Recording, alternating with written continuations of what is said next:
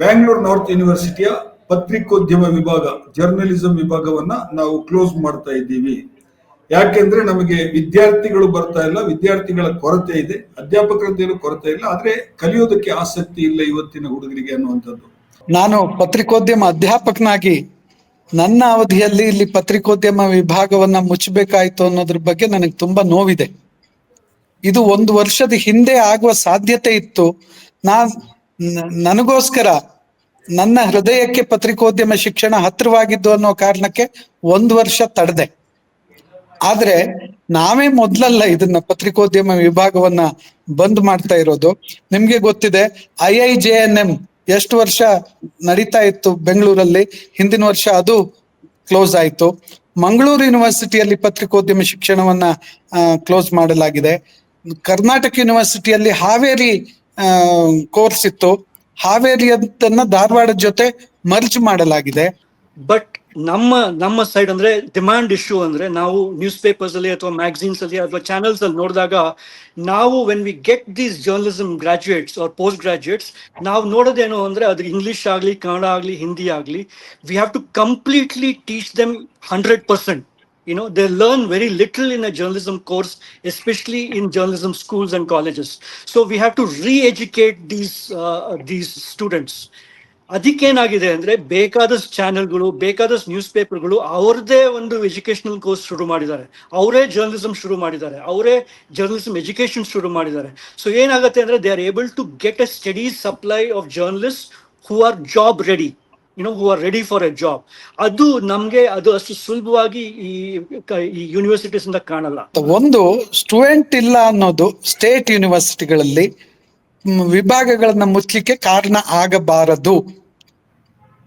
ಅವ್ರು ಹೇಳಿರೋದನ್ನ ನಾನು ಒಪ್ಕೋತೀನಿ. ಸಾಮಾಜಿಕ ನ್ಯಾಯ ದೃಷ್ಟಿಯಿಂದ ಸರ್ಕಾರಿ ವಿಶ್ವವಿದ್ಯಾಲಯಗಳು ಖಾಸಗಿ ವಿಶ್ವವಿದ್ಯಾಲಯಗಳಿಗೆ ಇಂಥ ಭಿನ್ನ ಅನ್ನೋ ಕಾರಣಕ್ಕೆ, ಇದಕ್ಕೆ ಒಂದು ಸಾಮಾಜಿಕ ಜವಾಬ್ದಾರಿ ಇದೆ ಅನ್ನೋ ಕಾರಣಕ್ಕೆ, ವಿದ್ಯಾರ್ಥಿಗಳಿಲ್ಲ ಅನ್ನುವ ಕಾರಣಕ್ಕೆ ವಿಭಾಗಗಳನ್ನ ಮುಚ್ಚಬಾರದು ಅನ್ನೋದು ಥಿಯರಿಟಿಕಲಿ ಸರಿ.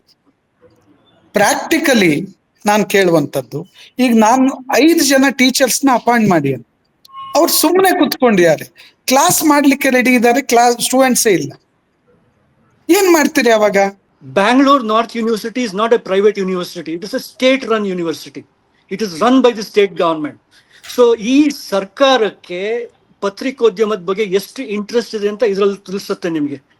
ಇದೆಲ್ಲಾನು, if a state university takes decisions on the basis of economics, ಅಂದ್ರೆ ಇದರಿಂದ ದುಡ್ಡು ಬರಲ್ಲೋ, ಅಥವಾ ಇಷ್ಟು ಬರೀ ಇಬ್ರು ಸ್ಟೂಡೆಂಟ್ಸ್ಗೆ ಒಬ್ರು ಟೀಚರ್ ಬೇಕಾಗಲ್ಲೋ ಅಂತ ಈ ತರ ಲೆಕ್ಕಾಚಾರ ಮಾಡಿದ್ರೆ ಸ್ಟೇಟ್ಗೂ ಪ್ರೈವೇಟ್ಗೂ ವ್ಯತ್ಯಾಸನೇ ಇಲ್ಲ.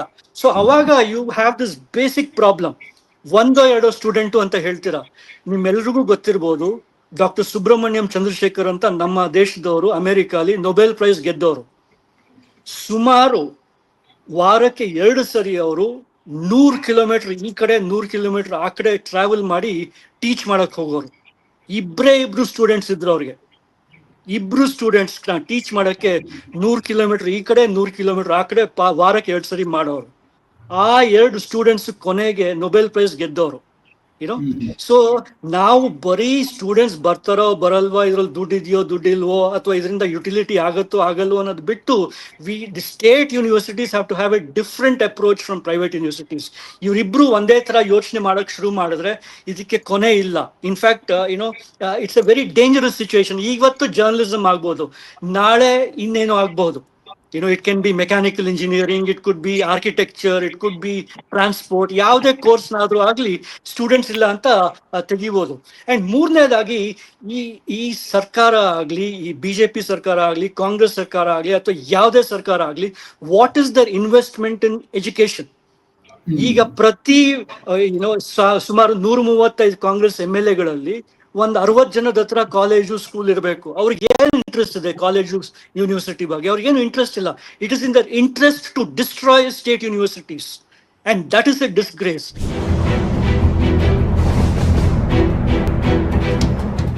ನನ್ನ ಪ್ರಶ್ನೆ ಇಷ್ಟೇ, ಅವರು ಎಷ್ಟು ರಿಸರ್ಚ್ ಪೇಪರ್ಸ್ ಬರೆದಿದ್ದಾರೆ ನಿಮ್ಮ ಪ್ರೊಫೆಸರ್ಸ್? ಎಲ್ಲೆಲ್ಲಿ ಪಬ್ಲಿಷ್ ಆಗಿದೆ ಅದು? ಯಾವ ಆರ್ಟಿಕಲ್ ಬರೆದಿದ್ದಾರೆ, ಯಾವ ಪತ್ರಿಕೆಗೆ? ಅವರು ನಿಮ್ಮ ಯೂನಿವರ್ಸಿಟಿ ಬಗ್ಗೆನೇ ಅವರು ಎಲ್ಲೆಲ್ಲಿ ಏನೇನು ತಿಳಿಸಿದ್ದಾರೆ ಜನಕ್ಕೆ?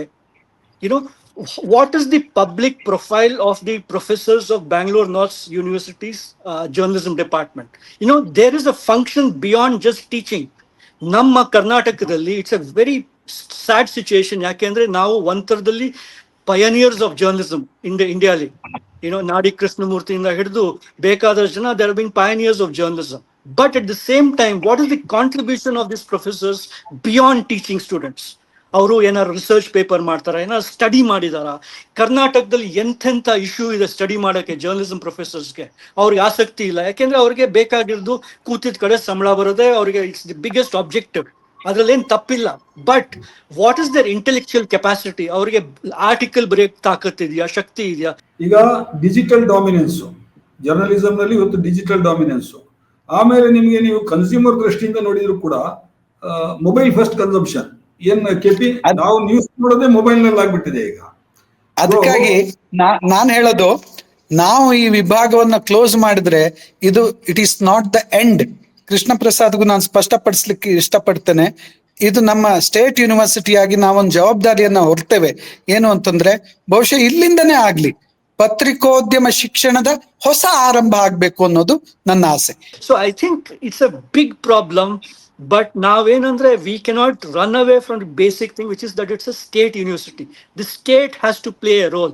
ನೀವು ಮೈಸೂರು ಯೂನಿವರ್ಸಿಟಿ ಒಂದು ಸಂಜೆ ಅಥವಾ ಒಂದು ಬೆಳಗ್ಗೆ ಒಳಗಡೆ ವಾಕಿಂಗ್ ಮಾಡಿ, ಎಷ್ಟು ಡಿಪಾರ್ಟ್ಮೆಂಟ್ ಕೊಳ್ತೋಗ್ತಾ ಇದೆ, ಯುನೋ ಏನೇನು ಧೂಳ್ ಕಟ್ಕೋತಾ ಇದೆ, ಎಷ್ಟು ಡಿಪಾರ್ಟ್ಮೆಂಟ್ಗಳಲ್ಲಿ ಏನು ನಡೀತಿಲ್ಲ ಕೆಲಸ ಅಂತ ನಿಮ್ಗೆ ಗೊತ್ತಾಗುತ್ತೆ.